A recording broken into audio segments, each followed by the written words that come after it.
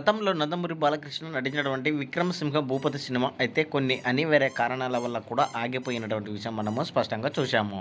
అయితే ఈ సినిమా అప్పట్లోనే దాదాపుగా 70% కూడా షూటింగ్ కంప్లీట్ అయిపోయిన విషయం కూడా స్పష్టంగా గమనించుకోవచ్చు. అయితే ఎందుకో ఏమో కానీ అప్పట్లో ఆ సినిమా ఆగిపోయింది. అయితే ఆ యొక్క 'విక్రమసింహ భూపతి' సినిమా ఎప్పటికనే కలగానే మిగిలిపోయింది అనేది మనము స్పష్టంగా గమనించుకోవచ్చు. సో, దాన్ని బేస్ చేసుకొని ఈ యొక్క సినిమాని రాజమౌళి, బాలయ్య కాంబినేషన్‌లో 'విక్రమ భూపతి' సినిమా తీస్తే బావుంటుంది అని నందమూరి అభిమానులైతే అనుకుంటున్నారు. మరి యొక్క అప్డేట్‌పై మీ యొక్క అభిప్రాయాన్ని కామెంట్ సెక్షన్ కూడా తెలియజేయండి.